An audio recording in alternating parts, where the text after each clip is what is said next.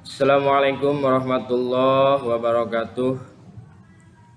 Selamat pagi, semoga dalam keadaan sehat selalu.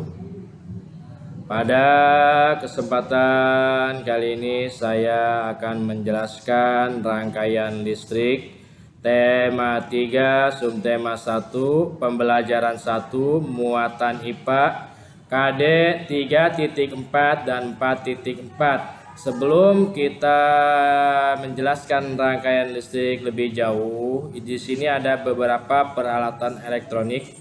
Ya, peralatan elektronik yang ada di rumah, contohnya di sini ada televisi, ya ada lampu biasa, lampu LED, ada juga senter. Ini senter yang besar dan ini senter yang kecil. Nah, sebelum kita lanjut, di sini ada beberapa komponen listrik yang harus kalian ketahui. Di sini ada sumber listrik, ada konduktor, ada isolator, ada saklar. Ini adalah sebagian kecil komponen listrik ya, yang ada hubungannya dengan peralatan elektronik yang tadi ada di rumah. Bapak ulangi, jadi komponen listrik yang pertama sumber listrik, harus ada ini sumber listrik, ada konduktor, ada isolator, ada saklar. Nah, di sini ada yang tadi elemen listrik yang pertama itu sumber listrik atau sumber energi, ini batu baterai. Salah satunya dia itu adalah sumber listrik. Sumber listrik ini fungsinya dia menghasilkan listrik ya. Jadi menghasilkan listrik, nanti dia dialirkan ke seluruh ini bagian-bagiannya. Nah, ini fungsi dari sumber listrik. Adapun di sini konduktor kalau dalam rangkaian listrik ini kabel ya. Kabel, kawat kabel yang di dalamnya itu ada yang bentuknya tembaga. Ya, tembaga di dalamnya. Ini konduktor ya, awas tembaganya. Yang di dalam kabel ini ada kabel tembaga, kawat kabelnya itu konduktor. Konduktor itu fungsinya dia mengalirkan arus listrik. Jadi yang energi dari sumber listrik ini, dari batu baterai ini dialirkan. Nah, oleh kawat kabel ini. Ini kawat kabelnya ini sebutnya konduktor. Adapun isolator ini yang warna birunya.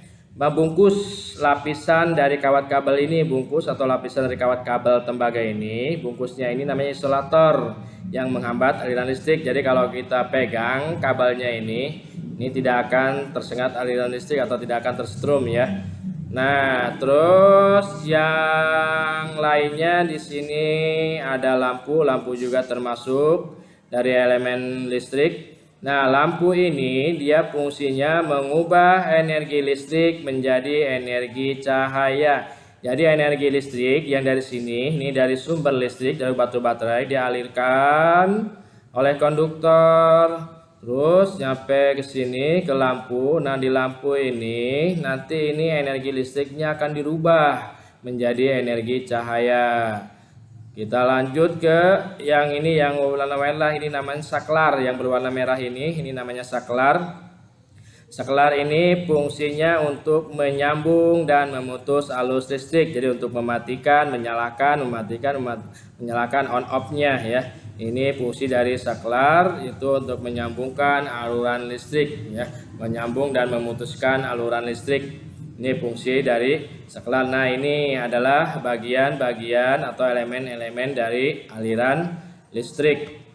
Adapun rangkaian listrik itu dibedakan menjadi dua, ada rangkaian terbuka dan ada rangkaian tertutup. Rangkaian terbuka ini contohnya, ini contoh gambarnya. Rangkaian terbuka adalah saklar tidak terhubung sehingga arus listrik tidak mengalir ya, jadi terputus. Itu namanya rangkaian listrik terbuka ya. Di sini terputus saklarnya atau kabelnya tidak nyambung, tidak disambungkan atau tidak dinyalakan saklarnya, itu sebutnya rangkaian listrik terbuka. Yang keduanya rangkaian listrik tertutup. Rangkaian listrik tertutup itu saklar terhubung sehingga arus listrik mengalir. Nah, ini nyambung semua kabelnya ya, tidak ada yang terputus. Di sini saklarnya dinyalakan, itu namanya rangkaian listrik tertutup. Selanjutnya di sini ada rangkaian tertutup. Tadi sudah dijelaskan bahwa rangkaian listrik itu ada dua, ada rangkaian terbuka dan rangkaian tertutup. Nah, rangkaian listrik tertutup ini semua komponennya itu terhubung ya, terhubung. Rangkaian tertutup dapat dibedakan menjadi rangkaian seri dan rangkaian paralel. Nah, jadi ada dua ya, rangkaian tertutup juga terbagi dua, ada rangkaian seri dan rangkaian paralel. Yang pertama ini rangkaian seri. Nah, ini contoh gambarnya. Rangkaian seri adalah rangkaian yang disusun secara seri dan tidak bercabang aliran listriknya. Jadi cuma satu arah ya. Nih kabelnya cuma satu arah. Ini seri namanya ya. Tidak bercabang, cuma satu arah kabelnya. Ini sebutnya rangkaian seri. Yang keduanya rangkaian paralel. Ini rangkaian paralel contohnya. Rangkaian yang disusun secara bercabang aliran listriknya. Nah, bercabang di sini bercabang tidak satu arah. Nah, bisa rangkaian paralel ini cabangnya bisa bercabang satu arah, dua arah, tiga arah, empat arah, lima arah. Jadi banyak, contohnya seperti di rumah ya. Di rumah kan ada kamar, ada berapa kamar, ada ruang tamu, ruang tengah, ruang dapur, itu semuanya ada listriknya. Itu rangkaiannya menggunakan rangkaian paralel ya. Terus kita lanjut ke yang berikutnya, yaitu ciri-ciri rangkaian seri. Rangkaian seri di sini ciri-cirinya yang pertama, rangkaian listrik dipasang secara berurutan seri dan tidak bercabang. Yang kedua, cirinya jika salah satu lampu padam, lampu lain ikut padam karena aliran listrik terputus. Nah, ini misalkan ini kita nyalakan di on, ya dinyalakan, ini lampunya akan nyala semuanya.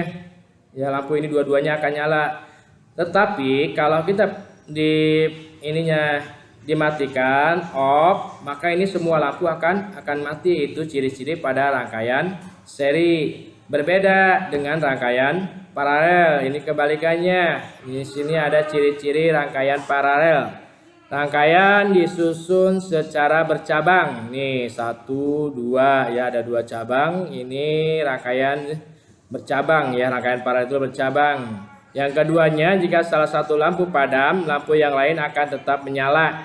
Lampu yang disusun paralel berpijar sama terang dan boros kabel.